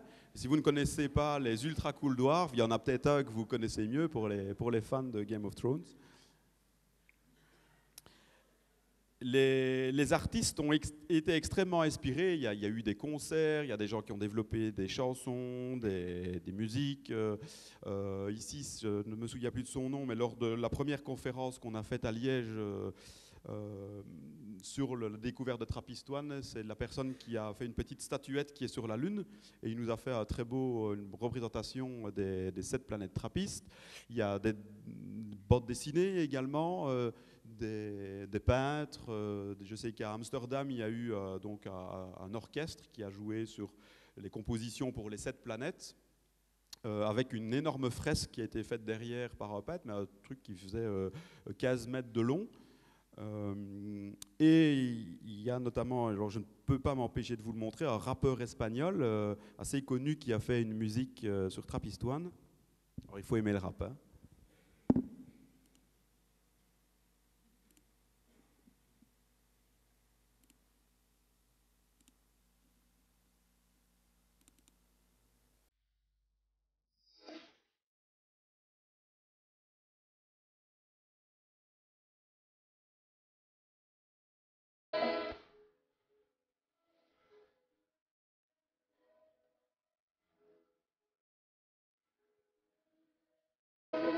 Buscando la vida, venimos de lejos, nacimos de nada, morimos de viejos. Si somos hermanos, ¿por qué peleamos? Buscando solución, a ver si arreglamos. In the trap is one, trap is one, trap is one. In the trap is one, trap is one, trap is one. Je crois que ça a été vu plus de 300 000 fois, hein, quand même. Trap is one, trap is one. In the trap is one, trap is one, trap is one. Yo vivo la tierra, hay mucho problema. La gente pelea, hay hambre, hay guerra. En vez de arreglarlo, se van a pa' afuera. No hay esperanza pa' mis niggas ahí fuera. Tenemos problemas, sí, muchos problemas, ya. Mientras todo el mundo está mirando para afuera, sí. Buscando vida y la vida está en la tierra. In the trap is one, trap is one, trap is one. In the trap is one, trap is one, trap is one. Il y a de l'imagination, il y a des effets spéciaux en plus, hein. Vous allez voir de la neige. Trap is one. In the trap is one, trap is one. C'était la petite minute de détente, hein. Et donc le thème, j'imagine que vous avez compris, et c'est un peu ce qu'on a ressenti, c'est on est en train de foutre la terre en l'air, il y a des guerres partout, etc. Ça va, c'est bon. Et voilà, et c'est un peu, beaucoup de gens ont communiqué avec nous par rapport à cet aspect-là. On a trouvé d'autres terres, finalement pas si loin. Donc un jour, si on fout vraiment notre terre en l'air, on pourra aller se réfugier sur les planètes Trappist-1. Alors, je vais vous montrer que c'est pas très facile d'y aller parce que malgré tout, ça reste très difficile de voyager dans l'espace. Pas malgré tout, c'est très difficile. Alors, pour nous, c'est évidemment un grand moment aussi scientifique pour l'instant, bien sûr, de découvrir ces planètes, d'être à la tête finalement, à la pointe de la recherche dans ce domaine. Et dans les années qui viennent, de très grands télescopes vont être mis en opération. Des télescopes énormes, notamment le gigantesque Extremely Large Telescope européen, qui va faire 40 mètres de diamètre, ou également installé dans le désert d'Atacama, sur une montagne voisine de Paranal. Et on espère lancer l'année prochaine, ou en 2019, d'après les dernières nouvelles, le fameux James Webb Space Telescope, télescope spatial infrarouge de la NASA de 6,5 mètres de diamètre. On dit souvent que c'est le successeur du Hubble Space Telescope, mais ce n'est pas le successeur, parce qu'il regarde dans l'infrarouge, il sera beaucoup plus grand, et le Hubble devrait continuer à être opérationnel, on espère en tous les cas. Et grâce à ce télescope, on va pouvoir réaliser, notamment pour les planètes de TRAPPIST-1, on va pouvoir réaliser l'étude de l'atmosphère de ces exoplanètes, pour essayer de détecter ce qu'on appelle des biosignatures. Donc la première chose, c'est d'arriver à détecter des atmosphères, ce qui pourrait nous laisser l'espoir qu'il y a de l'eau liquide à la surface d'une des planètes, notamment dans la zone habitable. Mais ce qui serait encore mieux, c'est de pouvoir détecter dans cette atmosphère des molécules qui pourraient nous donner une indication qu'il y a peut-être de la vie à la surface de ces planètes. C'est ce qu'on appelle des biosignatures. Alors si vous regardez les planètes du tellurique de notre système solaire depuis l'espace, sur Vénus, vous voyez surtout du CO2, sur Mars également. Par contre, quand vous regardez la Terre, vous voyez, en plus du CO2, vous voyez de l'ozone, qui vient bien sûr de l'oxygène, qui est très abondant dans l'atmosphère de la Terre, et vous voyez de l'eau, parce qu'il y a de l'eau à la surface de la Terre. Et si on trouve en plus de ça du méthane, qui est une molécule produite par de nombreux, par la biosphère, et qui est une molécule qui se détruit très vite, tout comme l'ozone d'ailleurs, il faut qu'il y ait beaucoup d'oxygène, etc. Il faut finalement, si vous avez un cocktail de ces différentes molécules biosignatures, ça pourrait être une très bonne indication qu'il pourrait y avoir une vie organique à la surface de ces planètes. Ça, ce serait évidemment extraordinaire et c'est bien sûr une histoire à suivre. On attend que ce grand télescope soit lancé dans l'espace pour pouvoir réaliser ces mesures. Alors pour nous aussi, c'est un grand moment parce que pour l'instant, nous avons un nouveau projet. C'est encore un nom qui a été trouvé par Michael. Speculos, pour Search for Habitable Planets Eclipsing Ultra Cool Stars, qui veut dire recherche donc, de planètes habitables qui éclipsent des naines ultra froides, comme TRAPPIST-1. Donc en fait, c'est étendre à plus grande échelle, avec de plus grands télescopes, la recherche de ces exoplanètes autour de ces petites étoiles naines rouges. En fait, c'est actuellement 4 télescopes qui sont en préparation, 4 télescopes de 1 mètre de diamètre, 2 financés donc, par Crédit Européen qui a eu Michael Gillon, ce qu'on appelle un starting grant. Donc 2 des télescopes, les voilà, les 2 premiers, Europa et Io, qui sont des télescopes de 1 mètre fabriqués en Allemagne, que depuis 6 mois, nous sommes en train d'installer dans un autre magnifique site extraordinaire, l'Observatoire de Paranal. J'étais venu il y a quelques années parler d'ailleurs de mon expérience là-bas, puisque j'ai travaillé pendant 7 ans sur le site. Je vivais à Santiago, hein, rassurez-vous, pas dans le désert, mais on allait faire de nombreuses observations sur le site. Et voilà nos 2 premiers télescopes Speculos, hein, lors de l'installation de Europa. Les voici dans le décor. Ici, cet hiver, il a neigé dans le désert d'Atacama, ce qui est assez rare. Voilà nos deux premiers télescopes sous le magnifique ciel du VLT, parfaitement bleu pendant la journée et parfaitement plein d'étoiles pendant la nuit. Juste fantastique. L'arche de la Voie lactée, avec le centre de la Voie lactée. Ici, le grand nuage et le petit nuage de Magellan. Vous voyez la montagne VLT, vous voyez nos dômes. On voit même les étoiles qui se reflètent sur les dômes. Voilà Io qu'on a installé au mois de juin. C'était un moment magique, évidemment, pour la première lumière, quand on peut vérifier que tout fonctionne correctement. Et donc, pour terminer mon exposé, je ne peux pas m'empêcher de vous montrer ces quelques images magnifiques du site et de nos télescopes. Les 2 autres vont être installés les 2 qui restent au mois de décembre et au mois de février de l'année prochaine. Voilà notre First Light avec Europa, une galaxie spirale. Semblable à notre propre galaxie. Donc là, sous vos yeux, vous avez des dizaines de milliards d'étoiles, mais là, beaucoup plus lointaines, hein, puisque c'est au-delà de notre galaxie. Ici, une étoile mourante, avec ces couches externes qui ont été expulsées dans l'espace. La fameuse grande galaxie du Sombrero. C'est juste pour les astronomes amateurs qui aimeraient avoir le détail des images, c'est 20 minutes de pause dans 3 filtres différents, bleu, vert, rouge. avec un très bon signe, une très bonne qualité d'image à Paranal. Donc ceci, c'est une image qui a pris 1 heure. Ça a pris 1 heure pour la faire, 1 heure d'exposition avec le télescope. Vous voyez des tas d'étoiles et de petits amas globulaires qui sont autour de cette galaxie. Ici, la nébuleuse Keyhole Nebula, donc nébuleuse du trou de serrure, qu'on reconnaît ici, avec en fait cette étoile qui est la fameuse Eta Carinae. Donc, magnifique image. Et pour terminer, je termine avec ce slide. Voilà, je vous remercie et j'attends vos questions.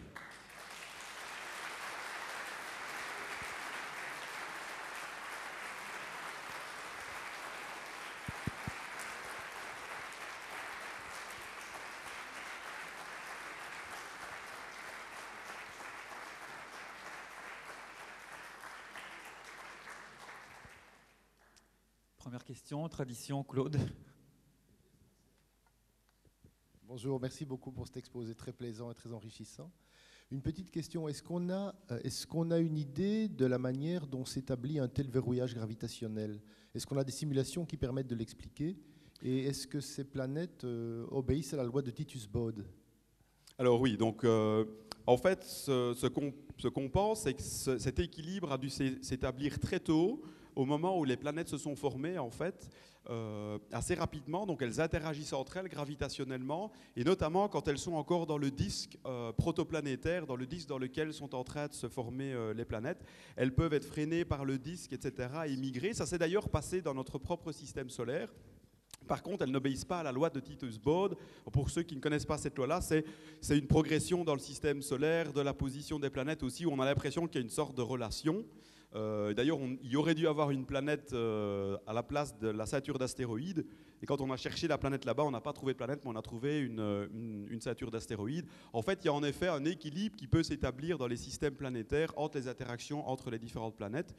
Et donc, c'est très important pour la stabilité du système.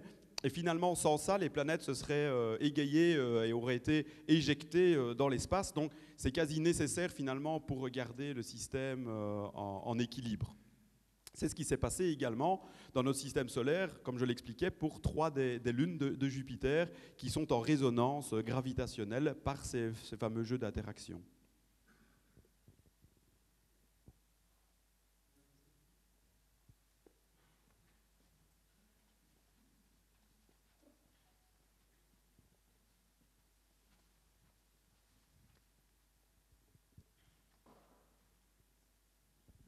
Merci beaucoup pour cet exposé.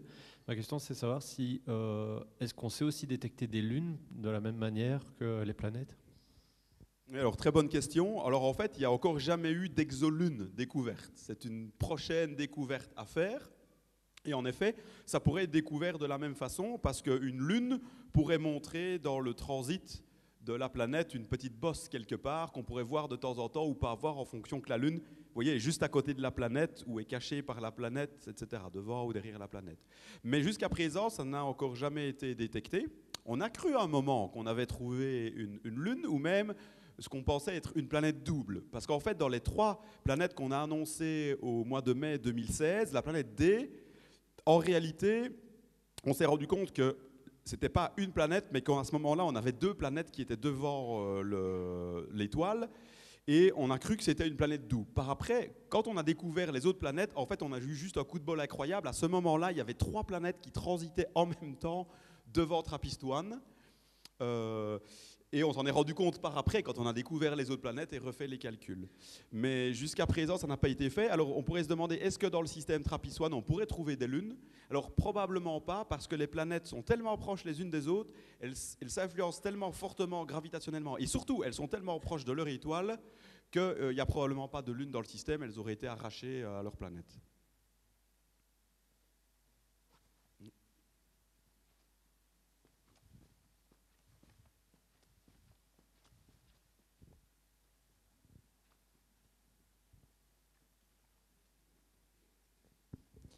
Oui, merci. Les moines trappistes vous ont-ils demandé de leur présenter votre découverte? Pas encore officiellement, non. Mais on pense aller faire un petit pèlerinage et leur faire un petit exposé, parce que quand ils font beaucoup de bonnes bières, maintenant avec tout l'univers est au courant des bières trappistes, je pense qu'ils doivent faire une plus-value non négligeable. Pourriez-vous faire un commentaire sur les sautes d'humeur de ce genre d'étoiles? Il semblerait qu'il y ait beaucoup d'éruptions, donc peut-être liées au nom aussi. Est-ce récent avec le nouveau nom qu'on lui a donné?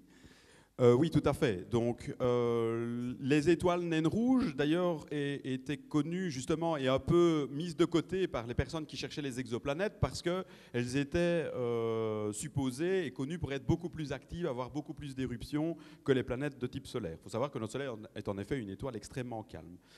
Dans le survey qu'on a fait avec TRAPPIST pendant plus de 6 ans, d'une 60aine de naines rouges, on a pu montrer que les ultra-coulsars ne sont pas aussi actifs que ce qu'on croyait avant, qu'il y en a beaucoup qui sont relativement calmes et qui ont des périodes de calme qui peuvent permettre la détection des exoplanètes. N'empêche qu'en effet, TRAPPIST-1 a beaucoup plus d'éruptions que notre Soleil.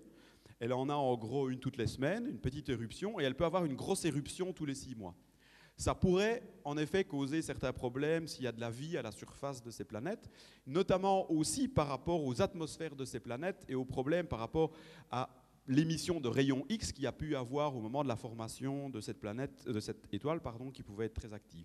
C'est quelque chose sur lequel on travaille aussi actuellement, la caractérisation de l'activité de l'étoile. On ne connaît pas très bien ces étoiles, il faut bien dire. Avant, elles n'étaient pas très fortement étudiées. Maintenant, il y a un intérêt très important parce qu'on a aussi annoncé, pas nous, mais une autre équipe, la détection d'une planète autour de Proxima b. Proxima Centauri étant l'étoile la plus proche de notre Soleil. C'est également une naine rouge et elle a une planète qui ne transite pas mais qui a été découverte par la vitesse radiale. Il y a d'autres naines rouges, des red dwarfs qu'on les appelle ça, qui sont un peu plus grosses que les étoiles et un peu plus chaudes que les étoiles comme TRAPPIST, qui sont ultra cool, autour desquelles on a trouvé des planètes, donc elles ont l'impression de faire pas mal de planètes, et évidemment, par rapport à la possibilité de vie sur des planètes, l'activité de l'étoile est un paramètre à prendre très important. Alors là, maintenant, on a vraiment un survey, on monitore l'étoile tout le temps, tant qu'on peut, et on commence à avoir une bonne connaissance de cette activité. Elle est en effet plus active que le Soleil. Et maintenant, il faut voir par rapport aux études, qu'est-ce que ça peut représenter par rapport à quel est l'impact sur les atmosphères, notamment des planètes. Atmosphère qui reste encore à découvrir. Jusqu'à présent, on n'a pas découvert d'atmosphère autour des planètes TRAPPIST-1. Ce sera la prochaine étape, on espère, avec le James Webb Space Telescope.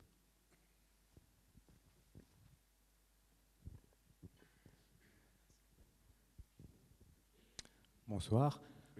J'aurais voulu savoir, en termes d'observation, vous disiez que vous avez observé d'autres étoiles naines. Est-ce qu'il y a d'autres candidates pour avoir des systèmes planétaires comme celle-ci?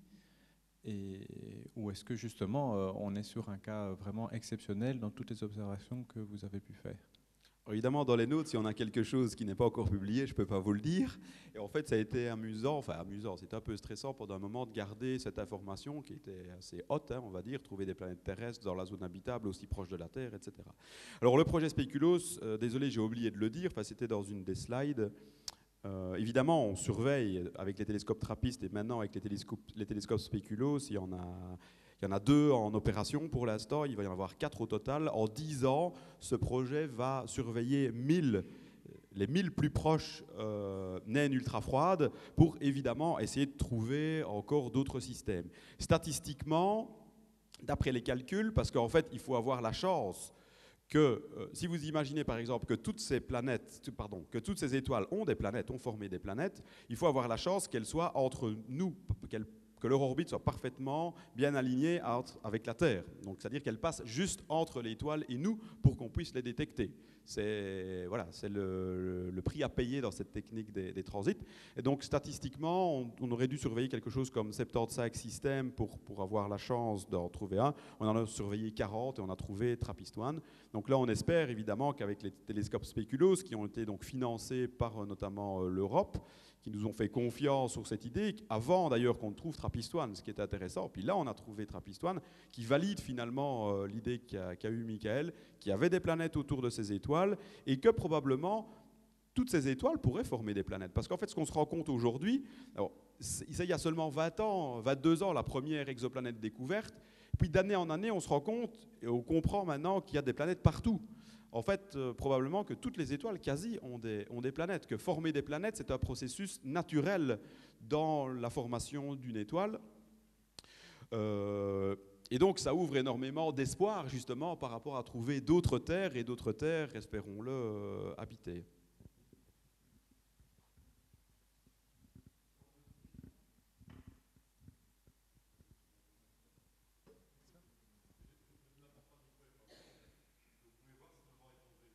Ah oui.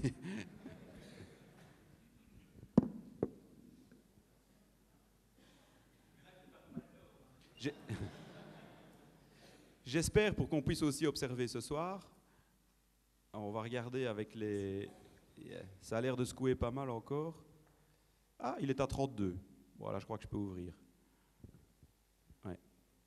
Il est à 32 km/h. Allez, on va ouvrir. Vraiment juste pour vous. Hein. Merci, Monsieur Martin. Il ne faudra pas le dire à mes collègues. Non, à cette vitesse-là, c'est safe maintenant.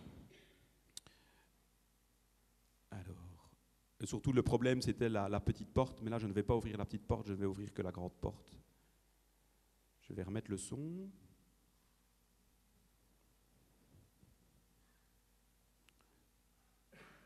La lumière est éteinte dans le dôme. Là, je vais essayer de jongler entre les deux. Je vais aller chercher le dôme ici et je vais faire Open.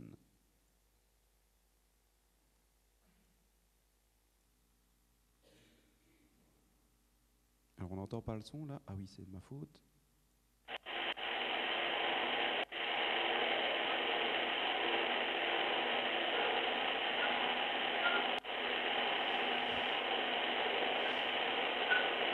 Voilà, nous là en direct, avec le beau ciel bleu du Chili.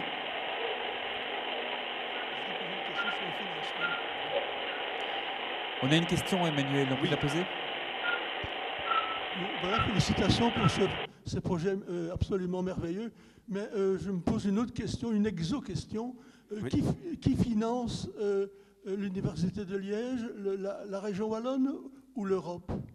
Donc en fait, le télescope TRAPPIST-Sud que vous voyez ici a été financé par le FNRS, donc le Fonds national de la recherche scientifique, FRS-FNRS. D'ailleurs, Michael Gillon et moi-même, nous sommes tous les deux payés par le FNRS. Nous sommes des chercheurs affiliés au FNRS. Et j'en profite pour dire qu'on a vraiment la chance d'avoir le FNRS en communauté française. C'est extraordinaire. Ça permet à des chercheurs comme nous, vraiment, de faire notre recherche comme on veut, de nous faire confiance. Et ce sont des postes, pour connaître quand même beaucoup d'astronomes à travers le monde, de scientifiques, ce sont des postes un peu uniques, très rares. Malheureusement, il n'y en a pas beaucoup, trop peu évidemment. Il faut financer la recherche fondamentale surtout. Et donc TRAPPIST-Sud a été financé par le FNRS, c'est un tout petit investissement. Quand vous savez que le télescope Kepler, il a coûté milliards de dollars. Ici, notre petit télescope, je ne vais pas vous dire le prix, mais c'est 250 000 en gros, quoi, je vais dire. Ça n'a rien à voir. Et on a fait, au niveau des exoplanètes, probablement la plus grande découverte du système exoplanétaire, le plus intéressant, le plus excitant, tel point que la NASA nous donne plein de temps pour observer avec leur télescope, et que c'est les seules planètes terrestres suffisamment proches de la Terre et dans la zone habitable pour lesquels on va pouvoir savoir s'il y a une atmosphère et éventuellement des biosignatures grâce au James Webb Space Telescope. Donc le tout grand télescope américain qui lui coûte 10 milliards de dollars, qui va être lancé dans 2 ans, c'est un système planétaire trouvé par les petits Belges qui va être le plus intéressant à observer, clairement, quoi. Donc les gars, les scientifiques qui sont à la tête des instruments sur le James Webb, vous voyez le dôme là, qui tourne.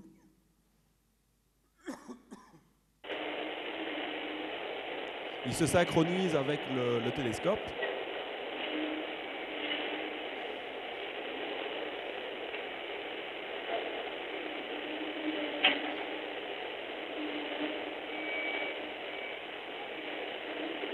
Donc pendant la nuit, il fait ça, hein, le télescope, il bouge de place, et puis alors vous avez le dôme qui suit. Je vais vite envoyer le télescope à une autre position. Je vais juste faire gaffe de ne pas aller sur le soleil, vous imaginez, ce ne serait pas très sympa pour le télescope.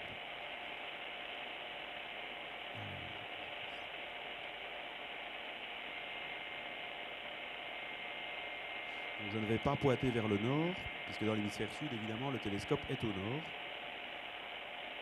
Le soleil, pardon.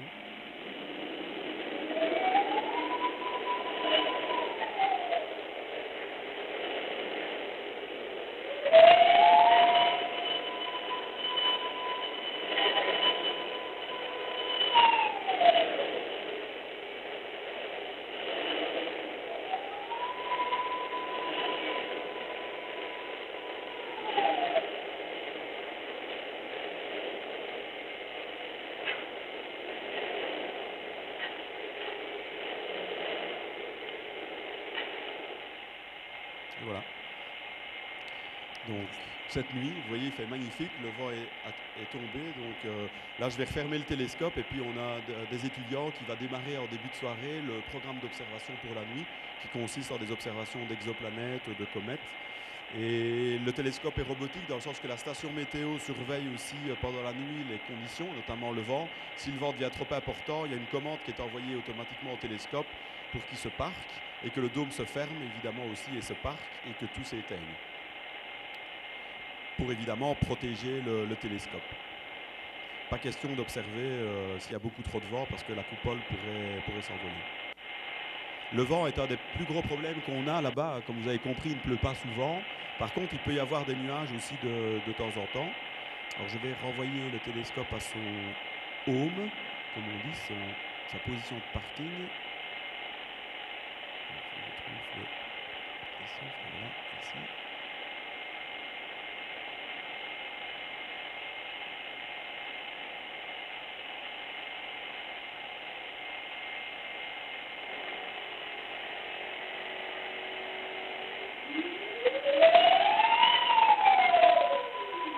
Il est rapide à trappiste. Pas de temps à perdre la nuit. Chaque seconde compte.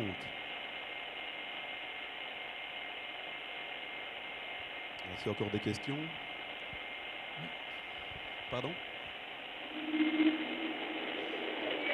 Alors, on laisse le télescope toute la nuit travailler tout seul. Il n'a pas besoin de nous. On a juste besoin de lui dire ce qu'il doit faire, ce qu'il doit observer, pendant combien de temps, avec quel filtre, quel temps de pause.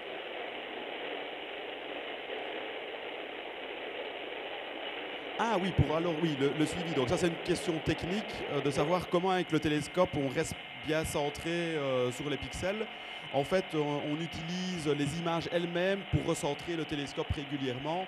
En fait, TRAPPIST, la monture est d'une qualité vraiment fantastique, donc on peut rester 4 minutes en gros et ça reste sur le même pixel. Donc c'est suffisant pour les longues pauses qu'on fait avec TRAPPIST. On fait rarement des pauses beaucoup plus longues, sauf pour les comètes avec des filtres particuliers. Mais sinon, on utilise chaque image individuelle pour recentrer chaque fois le télescope. Et typiquement, quand on observe une exoplanète, ce sont des images qui durent 1 minute. Et donc, après 1 minute, on calcule la position de l'étoile. On regarde si elle est décalée. Et si elle est décalée, le télescope va automatiquement se recentrer. Et donc, il n'y a pas une caméra de guidage en plus, parce que quand vous avez un télescope robotique, vous essayez d'avoir tout le plus simple possible. Vraiment, il faut avoir un minimum de choses qui bougent et d'opérations à faire, parce que plus vous avez de choses qui bougent, des éléments qui bougent, plus vous pouvez avoir de panne, évidemment. Oui, j'ai une question ici concernant la biodiversité. Vous avez montré un slide dans lequel on voit donc des graphiques montrant le H2O, le CO2, notamment pour la Terre, Mars et Vénus. Donc ma question est de savoir, avec la technologie actuelle, est-ce qu'il serait pensable de faire ce même genre de schéma pour certaines de ces planètes? Et sinon, qu'est-ce qui manquerait pour aller plus finement, quoi? Oui, donc exactement, c'est ce qu'on espère avec le James Webb Space Telescope, le grand télescope de la NASA qui va être lancé dans 1 ou 2 ans. On espère vraiment pouvoir faire ce genre de spectre. Et donc il y a un article qui a été publié par une autre équipe il y a quelques mois qui montre qu'en accumulant le signal d'à peu près 30 à 50 transits pour les planètes qui sont dans la zone habitable, donc c'est quand même beaucoup de transit à accumuler. Ça ne va pas être les doigts dans le nez qu'on va savoir le faire, même avec un cas aussi favorable que TRAPPIST-1 et même avec un télescope aussi performant que le James Webb. Il faudra quand même accumuler en 30 et 50 transits pour arriver à détecter ces molécules, ozone, méthane, CO2 et eau, dans l'atmosphère des planètes TRAPPIST-1. Donc ça va être dur, mais c'est faisable. Et on espère bien, on est quasi convaincu, si ces planètes sont les seules découvertes pour l'instant terrestres dans la zone habitable, qu'on va nous donner le temps pour faire ça, ou du moins que certains astronomes vont le faire. Alors, on se dépêche à installer nos fameux télescopes Speculoos, parce que c'est la suite. Je veux dire, des systèmes planétaires, il y en a plein. Il faut les découvrir maintenant. Et donc, notamment avec Speculoos, c'est pour ça qu'on se dépêche de les mettre sur le ciel, de commencer les opérations pour trouver le prochain système semblable à TRAPPIST-1.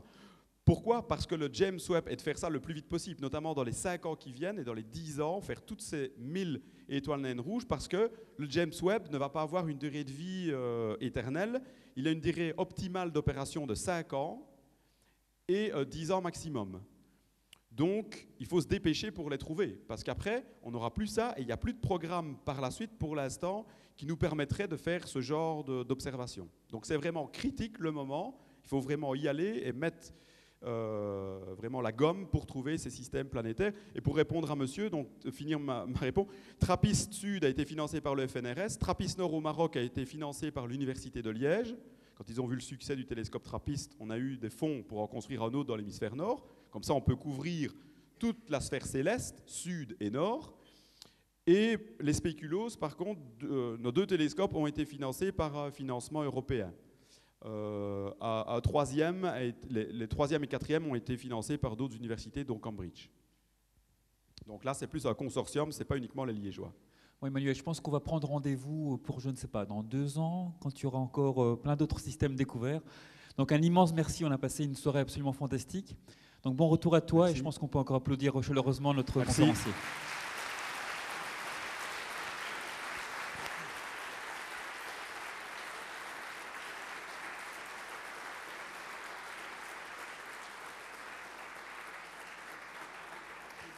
Et vous pouvez suivre nos aventures sur le site trappist.one.